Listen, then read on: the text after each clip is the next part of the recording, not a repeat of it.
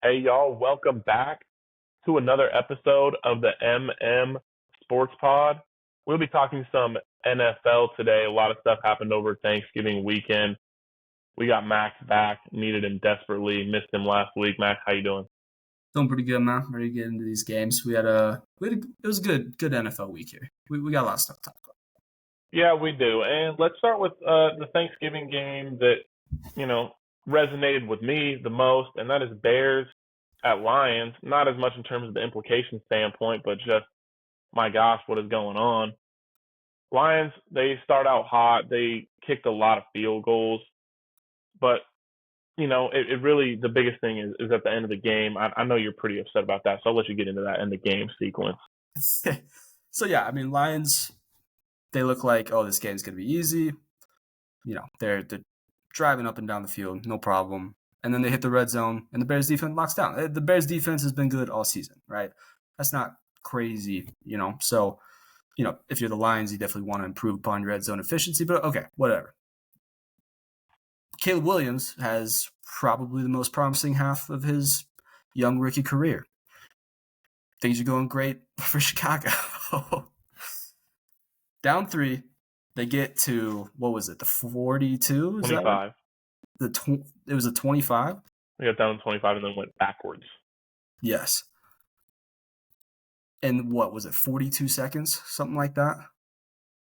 Yeah. They basically, with a timeout, let the clock run all the way down to whatever, like 5 seconds. And then, hike the ball and throw it deep to one man covered by multiple Lions players. Okay? A lot of different ways this could have gone. And I think the funniest part about this is, okay, you're down 3. You could probably even try a field goal from that range, right? Like, that's a far field goal. Yeah, it would have been a 42-yarder. Oh, yeah. Well, after he got sacked, yeah, still, but yeah. That's a tough field goal, but, I would say that that's an option. You could, I don't know, take your time out with 40 seconds left and try to maybe gain some yards back. It's hilarious just seeing all the, it's bad because every ounce of analysis that goes into it is just how many things the Bears could have done. Like, I've seen 100 different scenarios presented of like, oh, they could have thrown multiple out routes, could have gotten 4 plays, they could have kicked the field goal. Like, there's a gazillion things they could have done, and they chose to basically just, we're good, we want to lose. So that's terrible. Eberflus is gone because, well, he's been making questionable decisions the entire season, and that was the icing on the cake right there. Just, yeah, we don't want to win. We're good. We'll just heave it up to one man, hope for the best. Yeah, 100% deserved to get fired for that. That's terrible. It was absolutely horrendous. They get down to the 25, take a holding penalty, then leave it to Caleb Williams. I know he played a phenomenal half, and we said that about him last week after the Vikings game. So Caleb Williams trending up. Gotta love what you're seeing from Caleb Williams as a Bears fan. I think they got the ball up to like 1, maybe it was the 3, but they were way pinned back. Drive the ball all the way down the field against a very, very good team. Down to the 25, take a holding penalty. Caleb Williams gets sacked. At that point, 32 seconds remaining after he's sacked. Clock is running. You have a timeout. And you just let it tick, tick, tick, tick. And as a coach, you got to look. I know it's third down. It's like maybe you're saying I only got 1 play anyways. I don't care. You're looking at your rookie quarterback. Maybe you can draw a penalty. Who knows? But you're looking at your rookie quarterback who's trying to audible and stuff. All you got to do is turn to your right, look at the referee, and put your pointer and put your middle finger to your palm, and you say timeout. That's all you got to do. Like, it is painfully obvious watching. And there are some coaching decisions where you watch and you're like, okay, maybe that's harder in the moment. There's some judgment calls, a lot of timing things where it's like, oh, I don't feel right about that, or you don't make the decision as quickly as you wanted to, and so you don't end up making it at all. A lot of stuff like that. This is not one of those. This was painfully, blatantly obvious that a timeout needed to be called. And as the seconds tick down, it becomes more and more and more and more obvious. And as soon as you get down to that 10-second mark, you call that timeout because then at least you get 2 plays. There's so many different ways they could have gone about it, like you said. And then they don't even get to kick a field goal from 60 yards, so they don't get a snap off till 5 seconds. Throw a deep route, ball hits the ground, and all the Bears players are looking around like, is my head coach like capable? No, he's demonstrated that all season. But I mean, that's just terrible. That is like middle school level ability to understand a game and call a timeout. It was atrocious, and you deserve to get fired for that. Like that's just, it's that bad. And that's one of those things where even if he had the locker room, it was so bad that he could have lost the locker room entirely just based off of like really, single-handedly getting themselves out of a win there. It was bad. It was just on every front. When you like play Madden or NCAA and you got, 30 seconds left, you're trying to win the game and you hold Y for hurry up and forget to take a timeout. And so like all of your time runs down just based off the Excel clock from hurry up. The Bears did that by choice. It wasn't an accident. It's one of the most unbelievable just coaching gaffes I've seen. It was horrendous. You could believe 10 seconds, sometimes the quarterback's in charge of the drive. Sometimes the OC, we don't know what their system is. But there's no way for 30 seconds you're sitting there looking and like, yeah, he's got it handled. No way. We're not talking about a vet. We're talking about a rookie. You gotta know. There is no reasonable explanation for it. And so bad. It's terrible. Tough. It's tough. And peace out, Eberflus. That's probably good for the Bears. So yep, that's well deserved. We'll move on. Steelers at Bengals, 44-38, offensive clinic from both teams. Russell Wilson, 29 for 38, 414, 3 touchdowns and a pick. Joe Burrow continues to go insane, 28 of 38, 309 yards, 3 touchdowns and a pick. And the Bengals continue a trend of finding a way to let their opponents score more than them, even when their offense is, arguably top 5 in the NFL. My gosh, that was terrible. It was horrible. Yeah. Put a fork in the Bengals. That's done. You're so far behind. We kept saying, this offense, it's really freaking good. If they can just put a win streak together, they might get in the wild card. It's done. The teams in the wild card are too far ahead. Your odds are, I'm putting them at less than 0.1% here. I saw a stat that the Bengals have put up 25 or more points in 8 games and are 2-6 in those games. Oh my God. It's bad. It's really, really bad. I don't quite know how the defense is that bad, but we might talk about it a little bit in a different segment. But it's unfortunate, especially if you're a Bengals fan. You're wasting a phenomenal year from Joe Burrow and Jamar Chase, and now it's are you keeping Zach Taylor? Or are you? I think the writing's on the wall that T. Higgins they're going to let walk. I mean, Jamar Chase is still the leading receiver in the NFL. He's going to get paid everything. He's going to be the top paid receiver in the NFL. It's going to be interesting to see what the Bengals do going forward, because pretty much all you've shown that you have is Joe Burrow and Jamar Chase, and you got to pay them. So I'm not convinced that this defense is getting fixed anytime soon. But hey, if you're the Steelers, man, this is huge.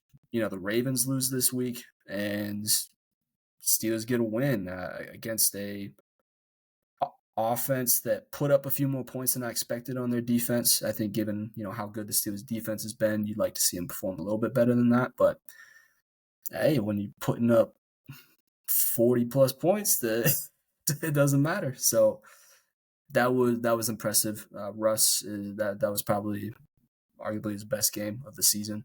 Steelers look good. Steelers are one of the top teams in the NFL. I think there's been a feeling that the Steelers are, maybe a little fraudulent, but they keep quieting those doubts every single week. So, yeah, it was a good game. Yeah, the Browns lost. You don't feel great about that, but the Ravens lost to the Browns too, and stuff like that just happened. It was a They snow moved to game. 9-3. Yeah, they moved to 9-3. They're a game and a half ahead of the Ravens with a tie break, and they still got one more game. If they can win that game, they might just put away the division. But like you said, I think the Steelers have been talked about in that tier 2 of Super Bowl contenders, and I think rightfully so. You Mhm. know, considering what we've seen, but they keep winning games, and they keep winning games in different ways. I mean, Russell Wilson can throw for 414. I know it's against the Bengals defense, but Russell Wilson throws for 400 yards. The Steelers are not losing a Mhm. single game. I feel like they're winning 90% of their games. He throws for 300 yards.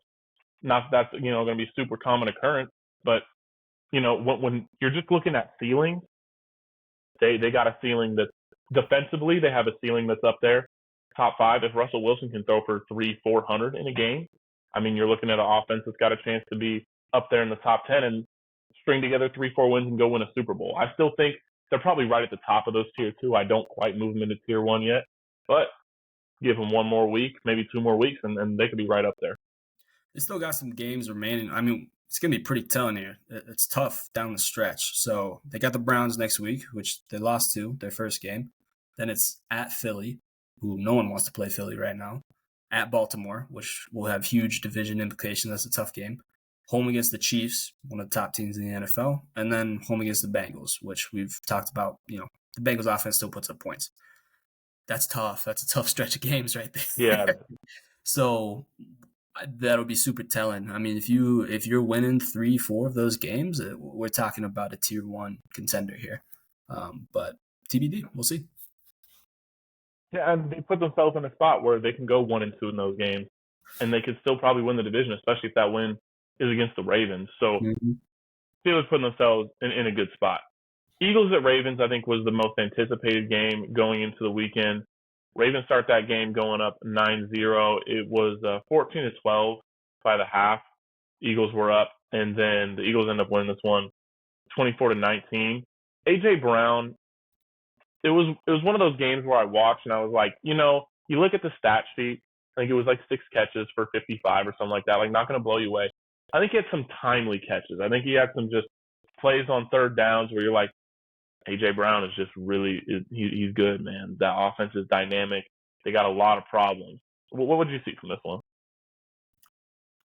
Yeah, Ravens, they kind of need, I don't know about necessarily needed. They had a great win against the Chargers, last week, but yeah, at home against arguably the hottest team in the NFL in Philly. And so you're hoping to see maybe a little more competitive. And they did jump out early to a lead, but then they let that lead up. And the second half, they did absolutely nothing other than Eagles, put one more score up late in the fourth and basically ended the game. And so as far as like where are the Ravens at in the AFC, I don't want to push the panic button on them by any means, but the defense is definitely concerning. And the offense, while we've seen the ceiling, it's also shown a few times now that the floor is a little lower than maybe we expected. And so when your offensive floor is lower, or is appearing to be lower than we thought, when your defensive ceiling is honestly quite low, you definitely got to have some concerns. So we'll see going forward. As far as the Eagles go, man, they just keep rolling. They've got arguably the best. Honestly, I think it's without a doubt the best roster in the NFL. You're getting crazy production every single level. Vic Fangio, his defense is, I think, the best defense in the NFL right now. Jalen Carter, one of the best defensive tackles with Jordan Davis right next to him. You got Zach Bond and Nakobe Dean playing amazing at the linebacker level. And then you got Kenyon Mitchell and Cooper DeJean, your rookie corners. Those guys are playing lights out football. So I think it's the best defense in the NFL right now. I think their offense, while it's not electric necessarily on a consistent basis, it doesn't matter when Saquon once or twice a game breaks a 60-yard touchdown. So, yeah, Eagles, they got a case to be the best team in the NFL right now, especially after that game.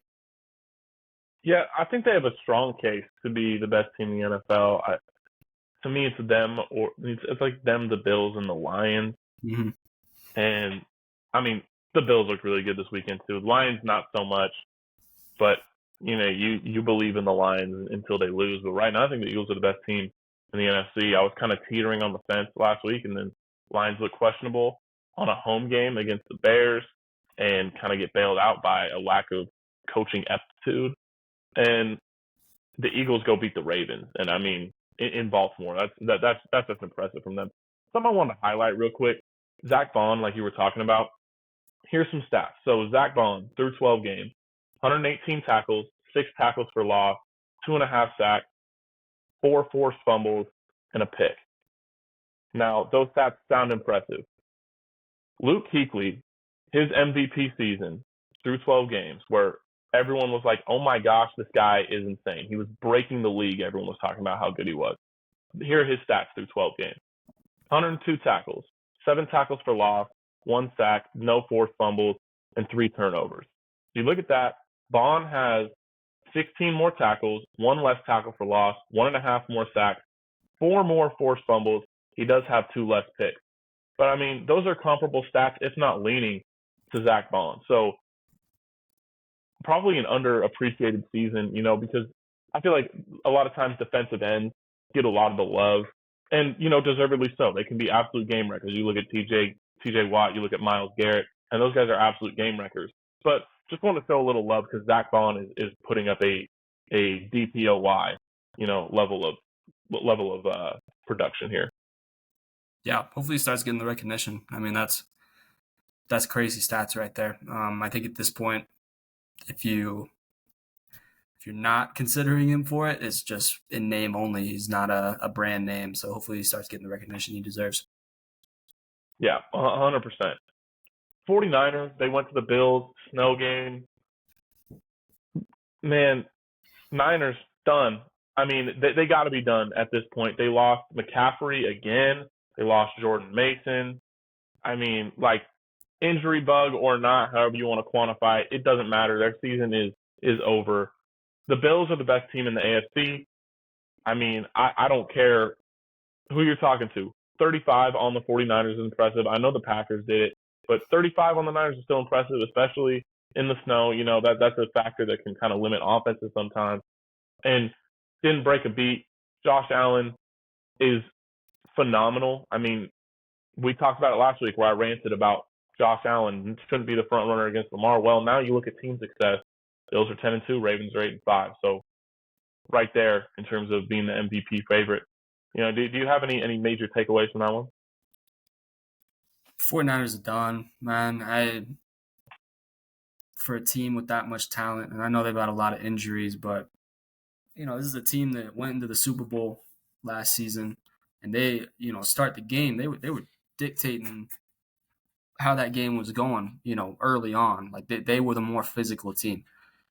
They head into Buffalo, and they don't look like a physical team in any way, shape, or form. You're getting clowned on. Like Josh Allen's throwing a slant, and the guy that catches it decides to lateral it. Josh Allen. If you're letting those plays up, it's tough, man. By the end of that game, they didn't look like they wanted to be there. You're way behind the 8 ball now as far as trying to win the NFC West, with the Seahawks being every single team being ahead of you now. And with the injuries mounting, yeah, it's done. But as far as the Bills go, business as usual as far as the season's gone. This team's really freaking good. I think they're absolutely the best team in the AFC. And I don't know where I put them, in regards with the Eagles and the Lions. I think I put them just below both those teams. I put them at number 3 maybe at the moment. But yeah, this team's absolutely a contender. Yeah, 100%. I think they're like we said, they're one of the 3 tier 1 contenders we're looking at right now. Let's move on to everyone's favorite segment. These teams suck. Now I'm going to start it off. Clock management. All right. Eberflus, we talked about that. That was one of the most horrendous displays of clock management I've ever seen from a coach. Mike Tomlin's going to get a little shout out here twice this season. Going into halftime, they've had the ball, and they'll just let 40 seconds tick off the clock. So one of these, offense has the ball, they're going to punt, there's a minute left, and instead of calling a timeout and giving his offense a minute and 10 seconds to work with, they have 30 seconds in a timeout. There's no offensive play in which you can save more than 40 seconds with a timeout. At best, you're probably saving yourself 15 seconds on any given offensive snap with a timeout. That's the most you're going to save yourself. Maybe 15 seconds in a down because you don't have to spike the ball. But a lot of times, these players are getting so good at calling these plays that they've got 2 plays called. So they get to the line and they just run a play. You don't see clocks, especially in the first half. You don't see them super, super often. So, man, he did that once. And then another time going in, his offense has the ball and they're going to score 50 seconds left. And they end up having to throw a Hail Mary because instead of calling a timeout, he just lets the clock bleed and bleed and bleed and bleed. And it's cost the Steelers, 3 to 10 points over the last, 3 weeks. Now, I know the Steelers are rolling, but one of those was in the Browns game. And, those points ended up being really important. So clock management issues are unacceptable from NFL head coaches. Matt Eberflus, he got fired for it. Mike Tomlin, you are a 17-year vet. I don't understand. I know you're a defensive team. Guess what? Your quarterback can throw for 414. So give him the opportunity. He'll get you some dang points, please. Gosh. Can't stand it. For how important timeouts are, in the scope of especially close games, there's a lot of different strategies that you can take, but I would tend to think that you would take timeouts when it's beneficial to your team. And the fact that we just see, honestly, every single week we see bad clock management from a coach at some point.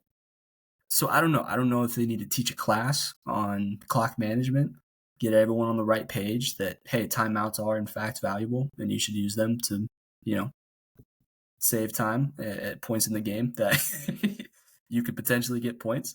But yeah, I think this could honestly make it most weeks, but especially after this week, it's been bad. Yeah, maybe we need the emergency alert service, put it on the TV. Hey, coaches, you cannot bring your timeouts into the second half from the first half. Maybe that would help them. I don't know. I get it in the second half sometimes. You don't want to call a timeout in the third quarter because, those are going to be crucial down the stretch. You have 2 timeouts in the first half. What are you going to do? You're going to bring them with you? You're going to sell them? You can't. Guess what? Use them. I don't understand. It drives me nuts. I'll be over this now, but my gosh, it drives me crazy. Well, I'll take over here because we have not necessarily a team, okay? It's an individual. This individual's name is Kirk Cousins. This is unbelievable, man. The Falcons, minus Kirk Cousins, I would say played pretty well. The defense held the Chargers, which is a solid offense, to 9 total points. Why did they lose this game? Kirk Cousins just decided to throw 4 picks, right? First pick, right? Let's just go through these picks. Early in the game. Receiver, I don't know, about 20 yards deep towards the sideline. Kirk Cousins' arm isn't what it used to be. He's kind of got a noodle arm now. What does he do? He tries to laser it in between a corner and a safety. He tries to hit a whole shot. What happens? Pick. Second pick, most game-changing one. The corner's already clicking and closing on a out route, and he still decides to throw it. And what does it result in? A pick 6. So, there's your game right there. Kirk Cousins throws a pick 6, and they lose. Now, my favorite one. This is definitely my favorite here. Still a 1-score game here. Falcons down 4, 10 minutes left. They're 3rd and goal from the 15. Had a penalty, whatever, sack. Can't remember what it was. Not the best situation, but you want to at least take a shot at the end zone, right? So when you're watching from the TV view, all you see is the quarterback, and he's Kirk Cousins moving around in the pocket. He steps up. He freaking winds up, throws it. You think, oh man, that's a laser. He sees something. That's going to be a touchdown. No. What you see is 2 Falcons players not really all that close to the ball and 4 Chargers in the same shot. And it just goes directly into a Chargers defender's lap, basically.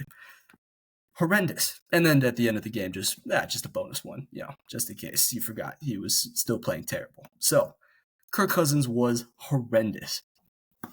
And I said that I didn't want, to put the blame on the Falcons necessarily as a team. But unfortunately, they still make this team sucks. Because what is this decision making? Now you have these whispers that Michael Penix should start, right? I don't entirely disagree. I think he would play better than Kirk Cousins right now. Either way, you're wrong. If you decide to bench Kirk Cousins and play Michael Penix, you're basically telling Kirk, we're done with you, Kirk. You just signed him to a 4-year deal, paying him a lot of money. Great signing, right? That's terrible. Or you choose to stick with terrible Kirk Cousins and you let your first round pick just sit on the bench. Either way, they're wrong. Atlanta, four-time makes this team sucks. Yeah, only teams do it multiple times, and they've done it all 4 weeks. Granted, last week was an honorable mention. They did have a bye week, and the bye week is the only way they were escaping this team sucks. Had to make sure I gave them a little mention because I'm not letting them escape. 30 birds on the dirty segment. They suck. The Buccaneers are going to win that division, and we told you that a couple weeks ago. So you should have put some money on it. You know who else sucks? The Chiefs. I'm over it. It's time. The Panthers last week? No. You won by 3. You needed the last second play. What did the Chiefs do? I mean, we've been watching the same thing all season where the last play of the game, they pull off something miraculous, and it's something new every week. This week, they have the officiating. There's been rumblings about whether or not it was a false start or an illegal shift. I think the almighty Patrick Mahomes called in his zebras and said, hey, I need you to audible that from a false start maybe to an illegal shift so that the play still counts. I'd love to get the win here, make sure we get some home field advantage. And the ref was like, yeah, would you like to come eat dinner at my house too? Of course. So they get that. And, man, the Chiefs don't look good. They're the most fraudulent 11-1 team I've ever seen. Through 12 games, they have a point differential of, I believe it's plus 52 in the 12 games going 11-1. The next worst team ever that went 11-1, 105. Half as good in point differential. I mean, they're barely eking out games over and over and over again. They're doing it against terrible teams, and I'm tired of seeing it. I'm not buying the Chiefs. I'm moving them down to probably the 3rd team in the AFC, but I'm not sure they're going to, I'm not confident in the Chiefs at all. I think the Chargers could beat them. I think the Broncos could beat them. I would pick the Bills and the Steelers and probably the Ravens to beat them. I don't know about the Texans. We got our own beef with the Texans too, but gosh, man, Chiefs, you suck. You made the segment. I don't care that you won. You're terrible.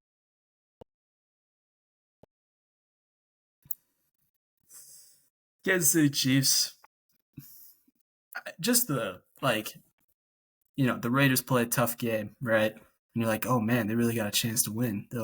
No way. Starting from their own 8-yard line or whatever. Aiden O'Connell, dicing them up down the field. You're like, no freaking way. They're in field goal range. Just the idea that, they would have this situation where they're up against the shot clock and the ball gets snapped when he doesn't want it, bounces off his chest, and the Chiefs happen to get it. That's insane. The amount of luck that this team has had through 12 games is unbelievable. There's compilations on the internet going around right now of how many games have been decided by just fluke plays that have gone in the Chiefs' favor. As far as was it a false start? Was it illegal shift? I'm not entirely sure. I'm not super tapped into the rule book, but as far as I believe an illegal shift isn't called dead. That's usually No, it's not. That because it was illegal shift, it was called correctly. Yeah. But there are people, saying that it should have been called a false start instead. Yeah, maybe so. But given that everybody was essentially all the linemen start moving after the ball snapped and it hits them in the chest. That's a tough one. I don't really fault the refs in that scenario. No, I don't either. I was just making a point. Oh yeah, definitely. They're still getting a lot of help here. Yeah, the Chiefs, you'll give them a game, like the Panthers, right? The Chiefs have gone on they've had a great season. Sometimes you struggle against a worse team, and the Panthers have been playing good football as of late. Back-to-back weeks, the Raiders are eliminated from the playoffs after they beat them off of a fluke fumbled snap. You shouldn't be in that game, period. That Patrick Mahomes after the Panthers win, I want blowouts. We need to be better. You follow it up with basically a fluke win against the Raiders at home. Yeah, this I'm not gonna say that this team isn't dangerous. It's still Mahomes and Reed, but we definitely got some concerns in Kansas City right now. Yeah, and I like how you talked about that because Patrick Mahomes comes out and says, "Man, we want to go win games before the fourth quarter," and he went up and put 30 points up. That game's not on him, on the Panthers. Like you can't give the Panthers 27 points on defense. What do? You come up and put 19 on the Raiders. Like you want to be talked about as the greatest quarterback of all time, whether or not he discusses that. There's no way he doesn't want to be talked about as the greatest quarterback of all time. Every announcer, well, whatever. I'll talk about that here in a second. But we're getting deep in the GOAT conversations. But, man, like you don't get to go out and put 19 points on the Raiders after you talk about I want to go win more than the last play. And you couldn't get off the field. You gave the Raiders the ball back with a chance to go win. You couldn't do it. You needed your defense. And I don't blame him necessarily for relying on his defense. It's a team sport. But after that, you're going to put 19 on the Raiders? I'm over the Chiefs. I've been over the Chiefs before the season started. You go, you look back. Okay, Ravens, toe on the line. Bengals, questionable PI call. Falcons, questionable non-PI call. You've got the Buccaneers went to overtime with them, blocked field goal against the Broncos. Panthers, they should have won that game, but still. And then the Raiders. And in listing those games, I just talked about 8 of the Kansas City 12 games. I talked about 8 of them in questionable, weird scenarios. Look, this team could pretty easily be 6-6. You flip 5 plays that are all super fluky, and they're 6-6. And we're talking about them as whoa, what a downfall. Look, they're still inevitable. They're still a good team. I get that, but I'm just tired of it, man. I could rant about the Chiefs for hours. Yeah. You just got to be concerned, man. The offense has basically been boiled down to, penalties on third down. They give them first downs. Fluke plays. And, the offense is literally just send one of your old vets out and they turn around in a soft spot in the zone. And they have a mediocre run game. Still can't connect on anything deep as far as Max versus Patrick Mahomes, who has more rapport with Xavier Worthy. I think we're still tied. It's horrendous. They can't connect deep at all. So you definitely got to be concerned. It's just all they got. It's soft spot zones. Patrick Mahomes reads it, and then some, beneficial flags. We'll see. We'll see if they can figure it out. I'm not too high on them right now. Yeah. No. You want to get this next one? Bengals defense.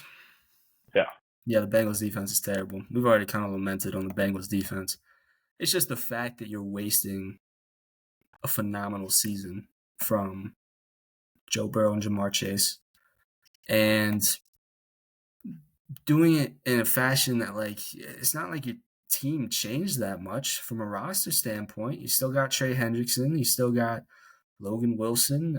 You lost your safeties along the way and Jesse Bates. That's, for sure a tough loss, but their defensive coordinator, Anarumo, he was phenomenal in their playoff run that took them to the Super Bowl. Still the same defensive coordinator, still similar talent, and we're just talking about a defense that's just lifeless. They can't do anything. They even had a defensive touchdown this game. They had a defensive touchdown early, and you're like, whoa, what? Maybe, just maybe, they can do something. It's the Steelers. We're not talking about a world-beating offense here. The Steelers' offense is, chew clock by running down the field, maybe a shot or two deep to Pickens, and then kick a field goal with Boswell. That's been their offense the entire season. They let up 40 plus. I guess it was 30. The Steelers had a defensive touchdown too.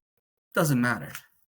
That's horrendous. The Bengals got some soul searching to do on defense. It's talent, it's effort, it's coaching, it's all of it. They're just bad.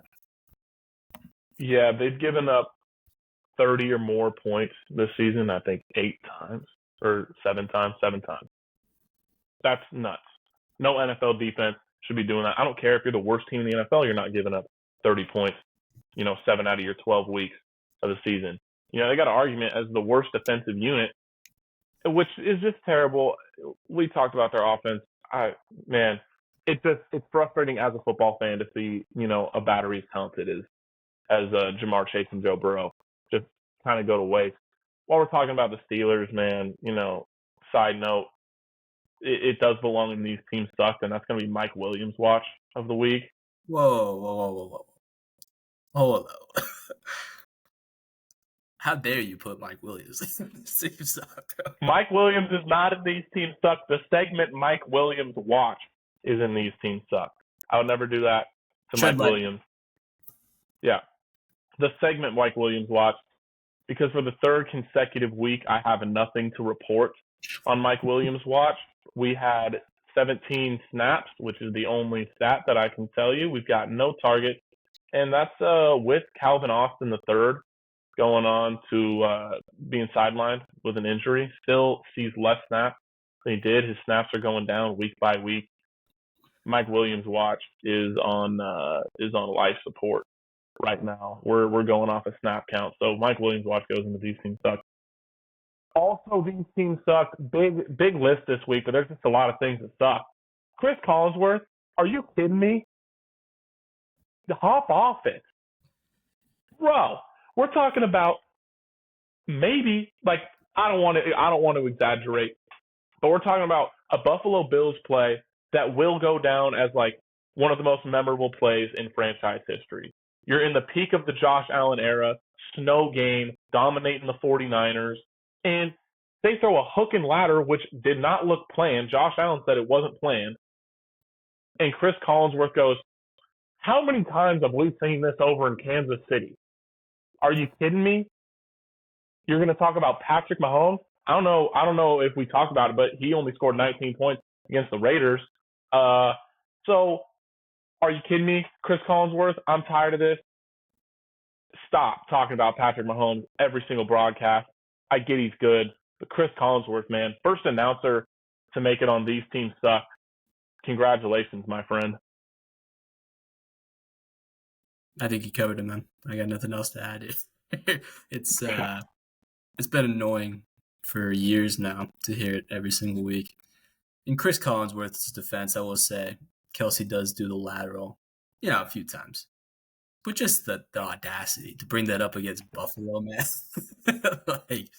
The Bills, you're in Buffalo, it's a snow game. This is the Bills' moment. Yeah. Whatever. Still gotta love Chris Mahomes. How I feel about that. Man, let's get past all this stuff that sucks. Let's talk about teams that are doing well. 3 teams friending up.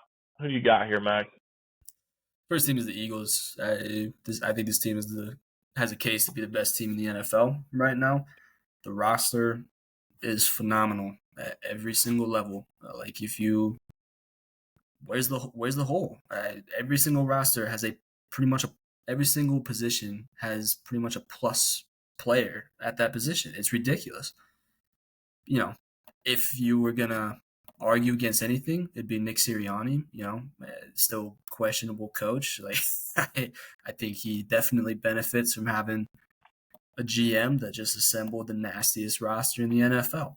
So sure, if that's where you want to say the hole is, I don't have a problem with that. But the Eagles are freaking good. I think the defense is the best in the league. I think Saquon is having one of the best running back seasons we've ever seen. That's not up for debate. People have him as, I think he's like second right now in the odds to win MVP as a running back, which we haven't seen in I don't know how long. So yeah, I mean, if your team has a running back that is, in the running for MVP and your defense is the best in the NFL, I think you're trending up. Yeah, meanwhile, you got A.J. Brown and Devontae Smith Oh on the yeah. outside. Don't forget those guys. Yeah. Yeah, and, Dallas Goedert, no slouch at tight end either. Like, my gosh. Next team we got trending up is the Bills. I mean, we just talked about it. They win 35-10, best team in the AFC. Josh Allen, MVP. He's streaking. Bills look phenomenal. We talked about it at length. Yeah. Final team here. Denver Broncos, man. It's not necessarily impressive week in and week out. Like they're not winning big necessarily, but man, they're 8-5, sitting comfortably in a wild card spot here. Only team that might be able to knock them out would be the Colts. I highly doubt it at this point. They do play each other, but Broncos are good, man. Bo Nix probably coming off his worst game since earlier in the season against the Browns on Monday Night Football. Still had that throw was crazy from like the 4-yard line. That was an absolute seed. Split, that was crazy. But over the course of the whole game, he did have a pretty rough game, and they still win. So the defense has shown flashes of being elite. They can get after the quarterback. Patrick Surtain is arguably the best cornerback in the league. And it's solid. It's solid across the board, and it's leading to solid wins. So I think the Broncos are definitely trending up. They feel like they feel at the beginning of the season, it's like maybe they get 5 wins. Halfway through, you're like, they're a fringe playoff team. Now it's like, no, they're an AFC wildcard team. So I think they're definitely trending up. Yeah, bona fide wildcard team still got a game against the Chargers too, so they could sneak all the way up. I mean, depending on how the Ravens look, I don't expect them to get up to the 5 seed, but they got a chance. Their schedule's pretty tough, so I don't think it'll happen. But especially if they win that game in Kansas City, you're looking at 9-4 right now, and like, ooh, man, that's really good. Biggest thing is Bo Nix stopped turning the ball over. Defense is top 5 in the NFL. I mean, you look at it statistically, it's not really up for debate. They're a top 5 defense in the NFL. They give up less than 17 points per game.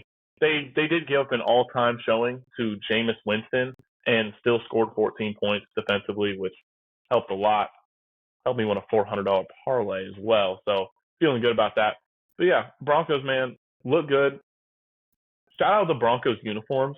Those were super clean. Those are clean. Yeah. Speaking of that game, did you see the Jameis Winston post conference? The like to deliver him from pick sixes.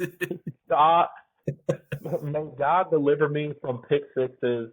Might be the quote of the year here from Jameis, man. That's phenomenal. The content from Jameis Winston is elite.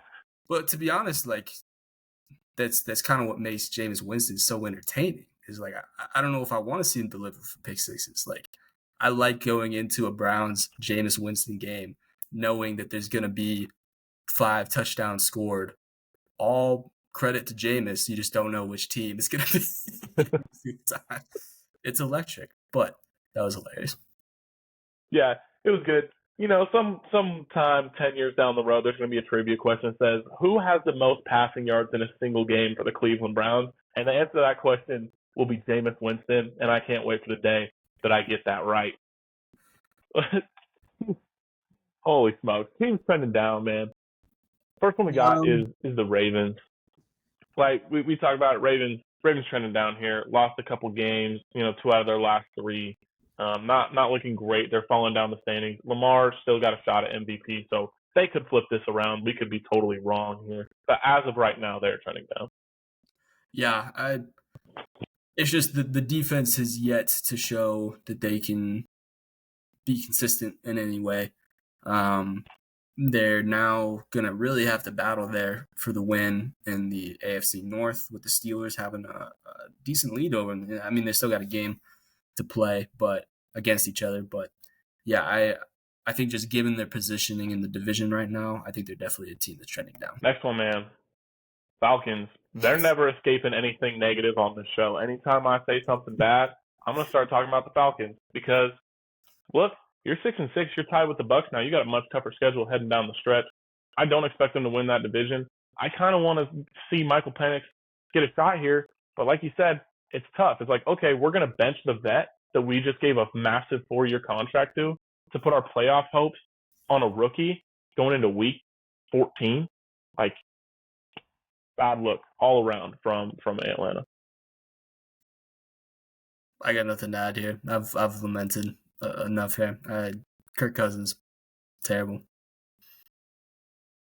But last team here, we've talked about it a little bit. The 49ers, just given just the expectations heading into the season, you kind of bring the band back together with the hopes of one more ride to get to the Super Bowl, and it just doesn't pan out. Injuries hit, motivation looks low, the toughness looks low. It's vibes are low right now in San Fran. It just seems like a team that is living in the past of 2 Super Bowls that they had leads in and still they come away with a win. So I think you still feel okay about the Niners going forward and future seasons, just given their coach and a lot of talent on the roster. But at this point, yeah, I think we can pretty much say the 49ers are done. Yeah. So speaking of teams, not necessarily trending down, but we did have our first batch of teams being eliminated from the playoffs here. So, here on the pod, we do want to break down, what's going on with teams that are getting eliminated, because we do talk mostly about the teams that are doing well, and that's for good reason. That we want to talk about the Super Bowl winners, we don't want to talk about the victories, but we got to talk about other things, because they still exist in the league despite how terrible other GMs are, and that leads me right to the New York Giants, man. So, Max, break down the Giants season for me a little bit. So, the Giants. Obviously, if you're appearing on this segment as a team that's been eliminated by week 13, you had a tough season, right? So, odds are it's going to be rough going forward as far as the breakdown. Expectations going into the season, Vegas had them at 6.5 wins, which I don't think anybody really disagreed with that. It's a roster that no one really believes in. They have a quarterback that clearly the Giants didn't even believe in halfway through the season, as he's no longer with the team. You pretty much get handled every single game other than 2. A couple silver linings. Your D-line looks good. Dexter Lawrence, or AKA Sexy Dexy, he's one of the best defensive tackles in the league. You trade for Brian Burns. Still not quite sure why. That's a good, speed run. Basically, they tried to say, look, we're going to have an elite defensive line. We drafted Malik Neighbors, who looks awesome. I've got no issue with that pick. But the hope is, okay, look, we got an elite defensive line. We've invested some draft capital on defense. We want to run back what happened 2 seasons ago, where the Giants go and win a playoff game. And it's honestly one of the worst things that could have happened to them, because they decided to commit to Daniel Jones. They give him a contract, and while you hear the numbers of like, oh, it's $40 million a year, as far as like how it goes against the cap, it's not quite that bad. But you committed to Daniel Jones. You committed to a guy who gave you pretty much nothing for every season he played, except for one when you get your new head coach. Okay. I don't know if I agree with that. If your sample size is 4 years, 3 of them are horrendous, and one of them is, it's not like he was a world beater when they won their playoff game. He was all right. Like he was okay. So you commit to Daniel Jones, and that's why you're in the situation that you're in. Some other decisions, you let Saquon walk, right? Probably as a result of that Daniel Jones contract too, having to pay him that much money. Pretty much. But I mean, even then, I think Saquon's getting paid like $12 million right now by the Eagles, which, as far as against your cap goes, it's a pretty small margin right there. They signed Drew Lock for $5 million, right? So you sign a backup quarterback for, I mean, obviously it's a lot less than 12 million, but compared to the cap, it's not that crazy of a difference. So you bring in a backup quarterback in Drew Lock, and you don't even play him. Like, you cut Daniel Jones, and you're like, Tommy DeVito's our guy. What it looks like from this point is that the Giants are, from a front office perspective, actively tanking. They've cut ties with their quarterback. They're throwing in their third stringer because, we want to evaluate it. Right? When you're evaluating your third string quarterback, that's usually a sign that you're tanking, which you don't love to see, but they're definitely in the running for the number one pick here. And we'll see. It's 100% going to be quarterback going forward, but your roster still just isn't that good. It's just not that talent of a roster. So hopefully going into next season, you hit on your quarterback, you have a elite receiver in Neighbors, and hopefully what you've invested in defense starts to pan out. But overall, this is a terrible season. Brian Dable may be on the hot seat. I'm not quite sure, given that he did have his playoff win. I think they want to see if he can recreate that. But we shall see. As far as the GM goes, I think they got to fire the GM. You committed to a bad quarterback, which basically gave you this: you're 2-10. You're not going to hit your projected win total. And why is your projected win total that low when you said, hey, we think this guy might be our franchise quarterback?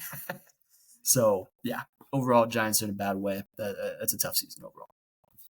Yeah, the Daniel Jones type looks kind of like a parabola. No one was happy about it when he got signed.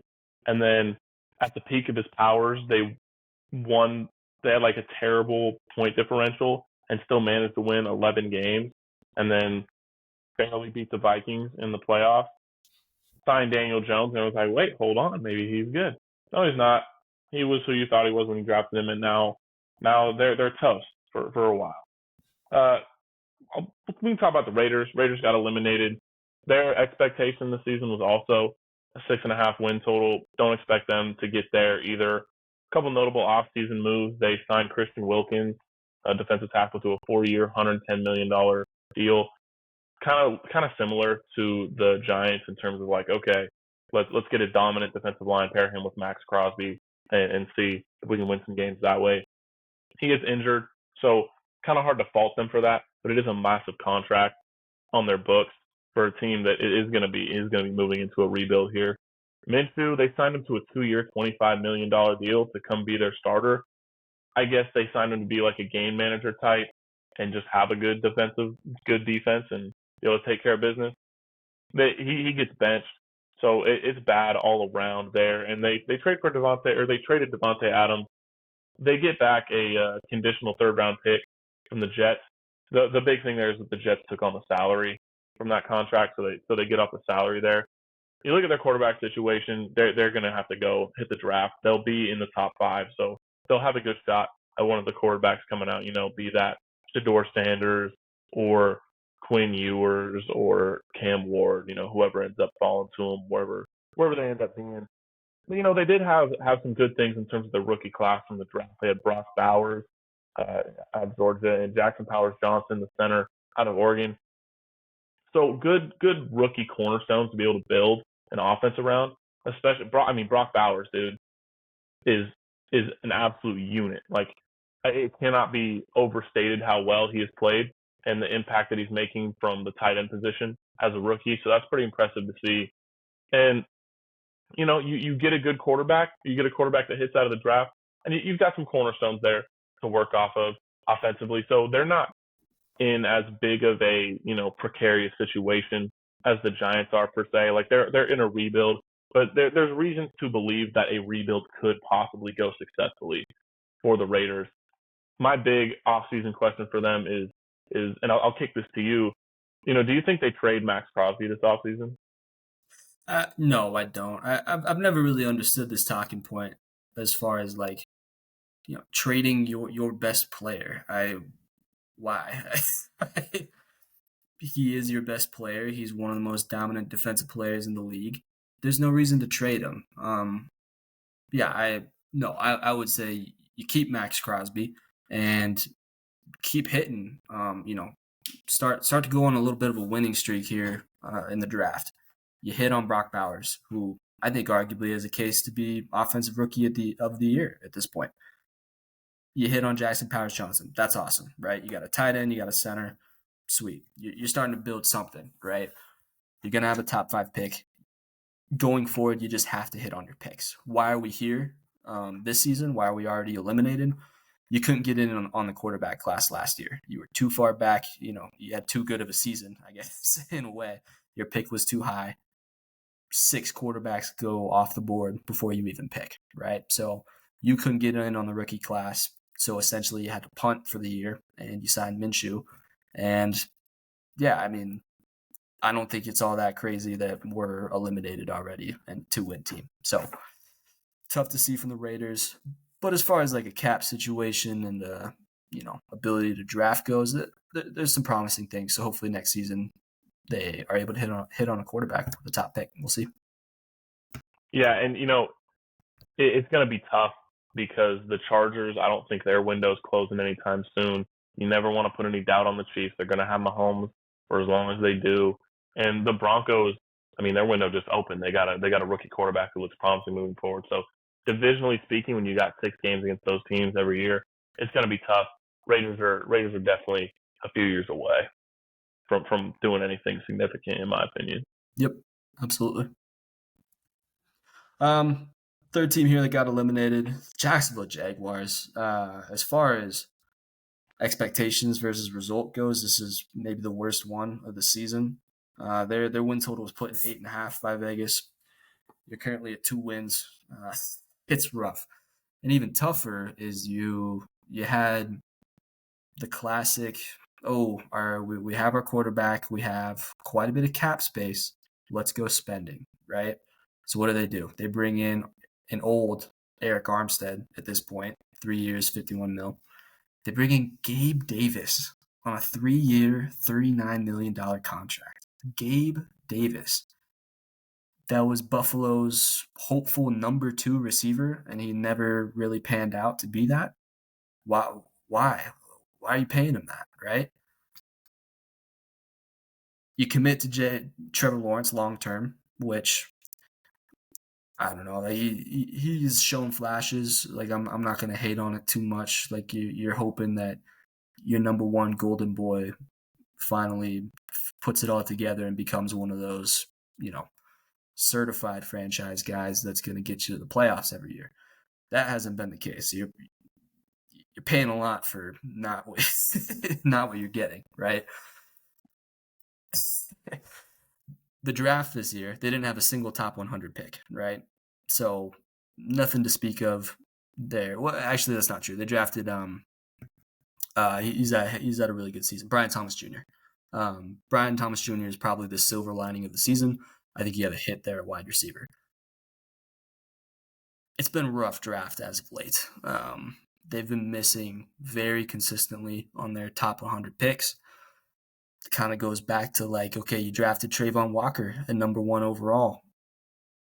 He looks fine, like I don't think he's a bad player by any means, but he ain't the number 1 overall pick type of player, that's for sure. Especially when you see what Aiden Hutchinson does for the Niners, right? And so you draft him poorly, and because of that, you're signing these horrendous deals to old, not that dynamic or impactful players. So what was the goal? Like, what do you expect? You're not drafting well. You're making bad free agency decisions. But you still think you're in a window. Like you got Doug Peterson as your coach. You got your franchise quarterback. And you just absolutely fall on your face. And you're currently sitting at 2 wins. You absolutely have the chance at getting another number 1 overall pick, which would be 3 in 5 years. Mm-hmm. That's about as bad as it gets, man, as far as, being a franchise in the NFL. At some point, you got to see your number one picks hit. You got the choice of anybody in college.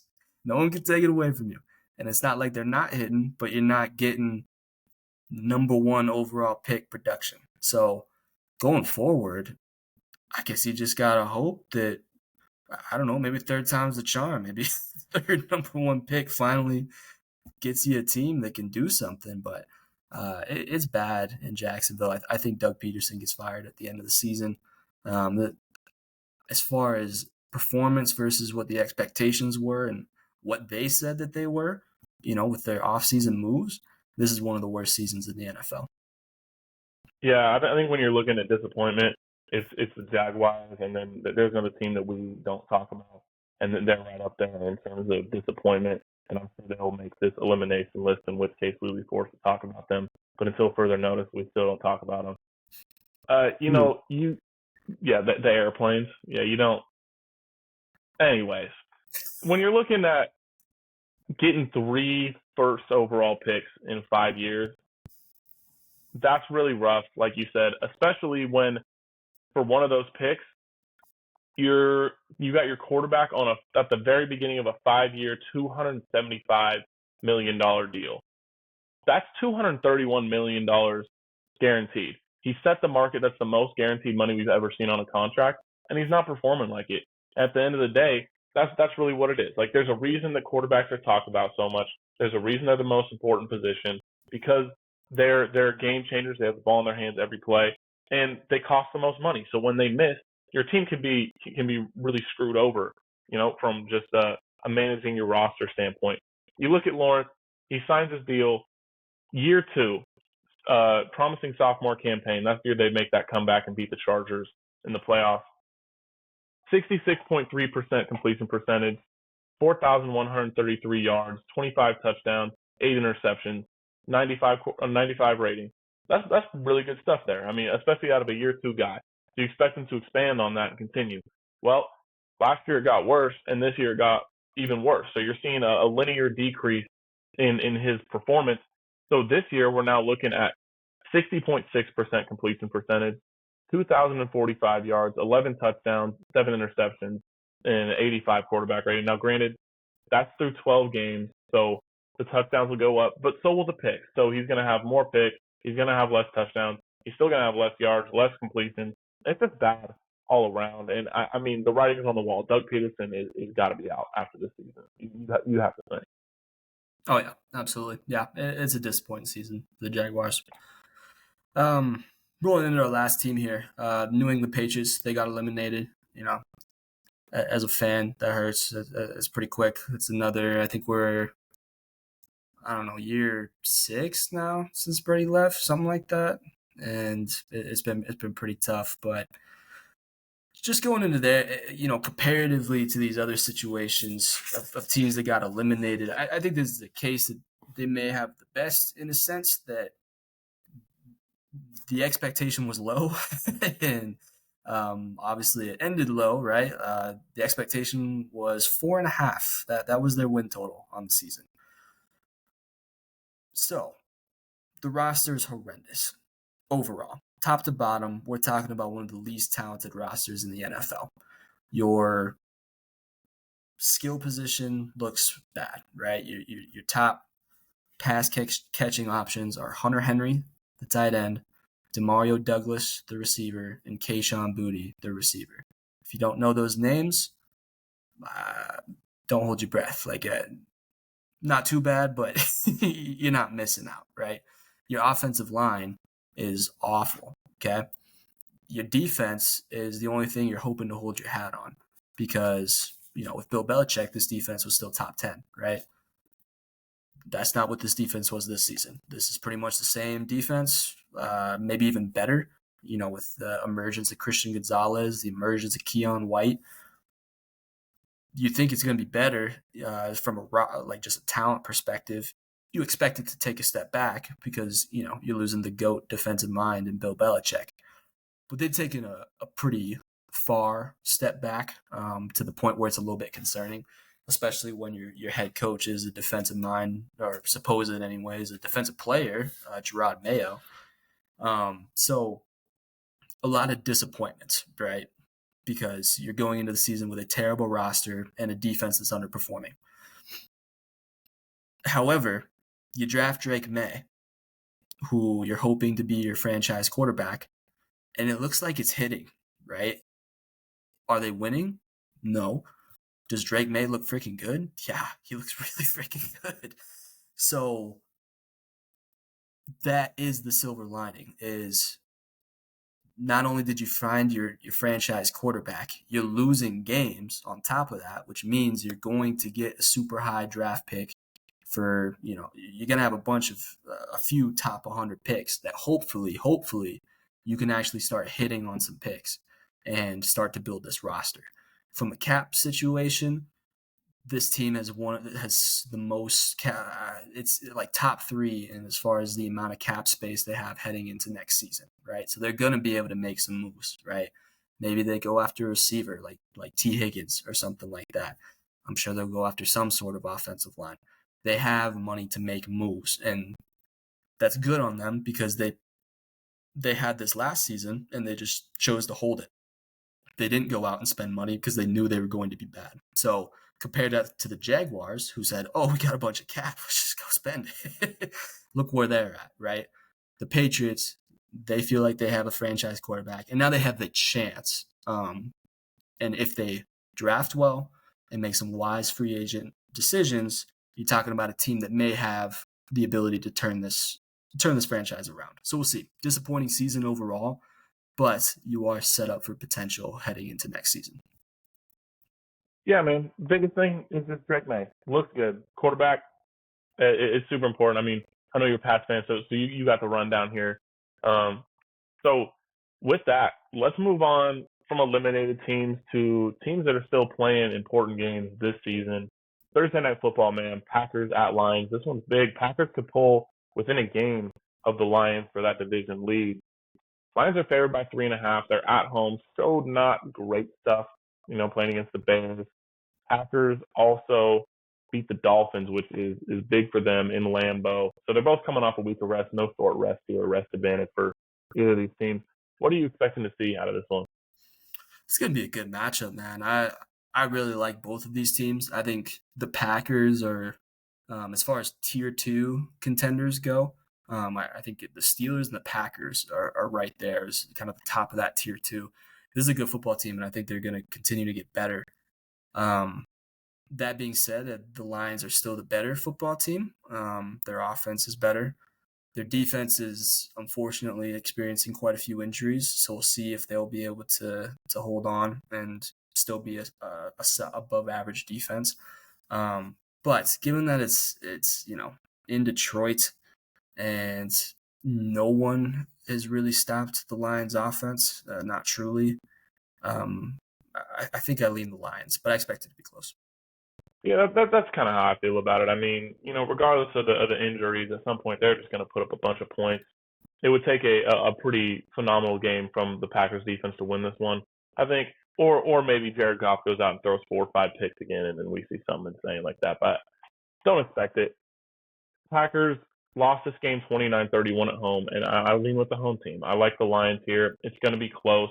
I don't love minus 3.5.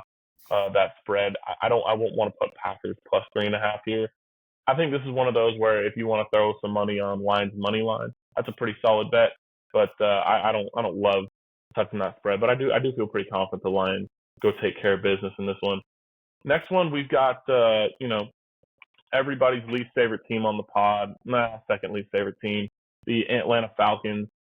They're going to Minnesota. Minnesota, I think they're 10-2 now. I mean, that's pretty incredible. 10-2 for Minnesota. They beat the Cardinals by 1 last week. Falcons coming off of a just, gruesome Kirk Cousins game, as we talked about. Minnesota's favored by 5 at home here. Atlanta luckily gets to play in the dome, not in the cold.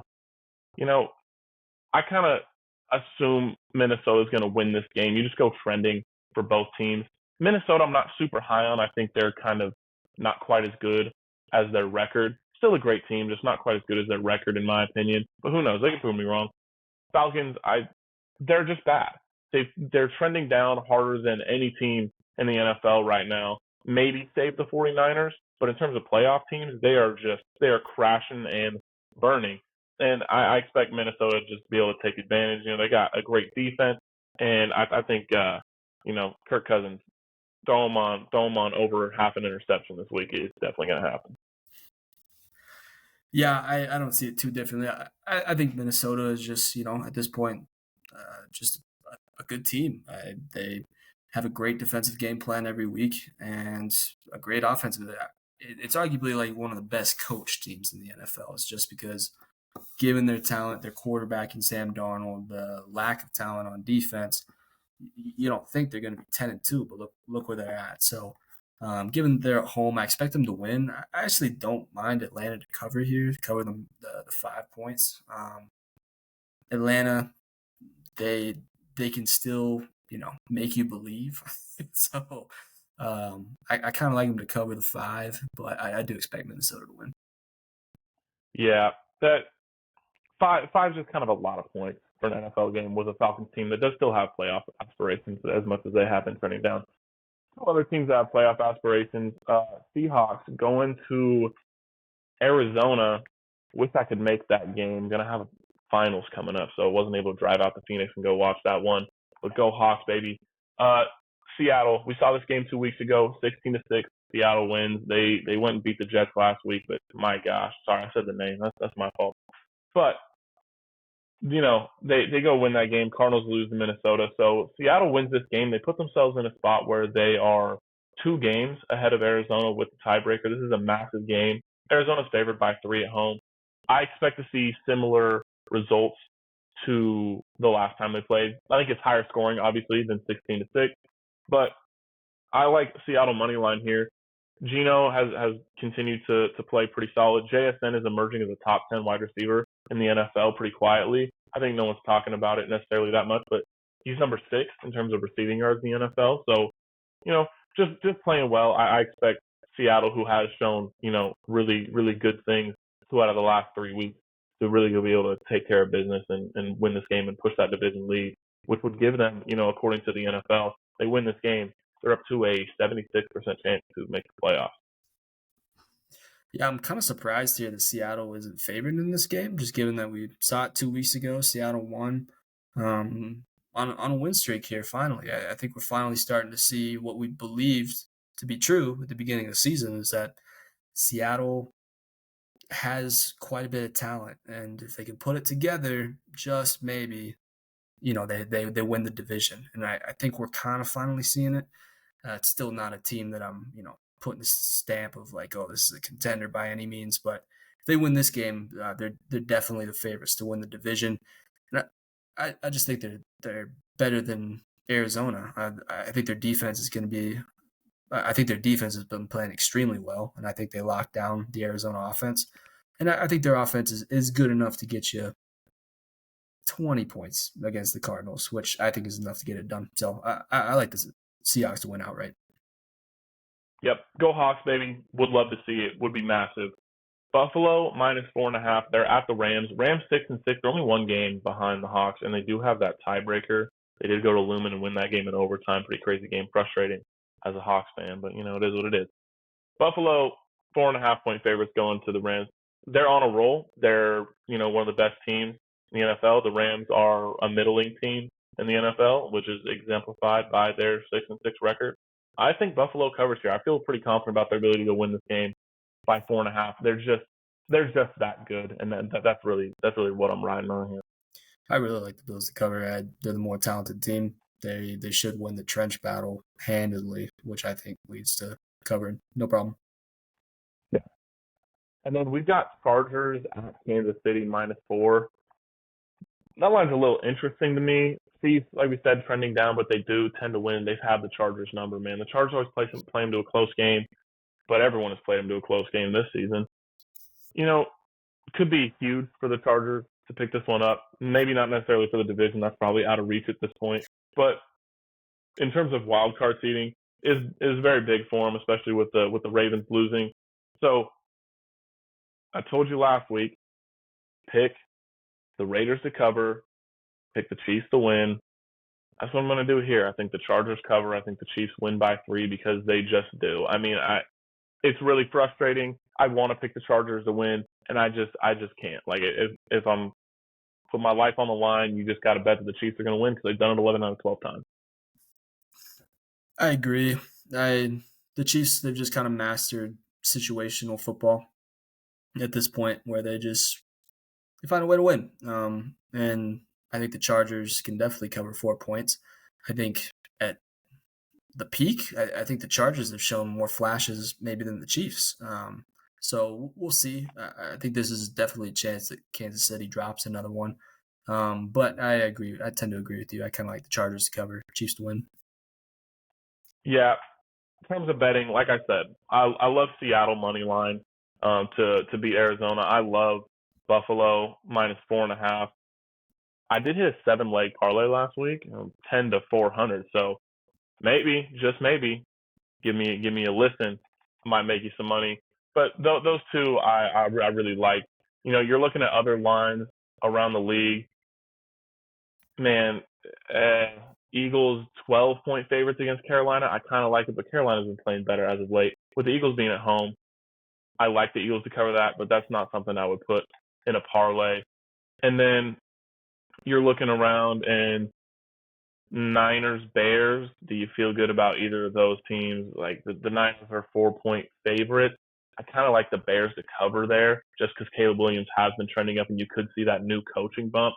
So I like the Bears to cover 4, Bills to cover 4.5, and then I like Seattle money line. Those are my favorite bets this week. Have you seen anything else? No, not really. I think you got it covered as far. I do kind of like the Steelers -6.5 at home against the Browns. I think the Browns game was pretty. It was a snow game. Those always change things. So I tend to lean towards the better team in the Steelers here at home. So that'd be the only other line that I see that I kind of like. Yeah, well, considering I can't pick anything in the AFC North because the second I finally went back to pick the home team, then Stay they away. finally lost. True. Maybe don't listen to this, but over 44 in the Browns Steelers game. Jameis Winston just puts up points, man. He just does. And he puts up points for the defense too. But Steelers offense has looked really good recently. The Browns offense looks like a totally different offense with Jameis. I mean, we saw him put up 32 against the Broncos, who's a really good defense. So I really like them to get over that 44 line as well. I mean, yeah, those 4, throw it on a parlay, man. Go make yourself some money. We got y'all. Or those 5. I apologize. Anything else from the NFL that you kind of want to talk about before we get out of here? No, I think we're all good. I think it was a solid week. Definitely learned a few things about some of the top teams. Had some teams get eliminated. We're coming down to finally starting to figure out what the playoff looks like. So should be good. Yeah, playoff. We will get into the playoff window next week. We did go pretty long here, so we appreciate y'all sticking with us. Hour and 20 minutes, man. 2:30 a.m. on a Tuesday. Well, I guess Wednesday morning now. But we're bringing you guys all the NFL information. We're bringing you guys some great picks. At least we like to think so. So we do appreciate you guys listening. More stuff coming out here. Pretty excited. We're going to open up a new Instagram. We are going to be opening a TikTok and hopefully be putting out some more graphics on those platforms for you guys so you guys can consume the information via podcast, via some clips, and just see some graphics of just quick things that we're thinking. So when we talk about like teams trending up and trending down, you can see some snapshots and then get the in-depth breakdown here on the pod. Like I said, always appreciate you guys. If you have any questions or comments, you're more than welcome to email, drop a comment, DM the Instagram. All love for y'all. I got paid this weekend. You guys can get paid this weekend. So go ahead, enjoy your weekend, enjoy some football, and go make some money this weekend.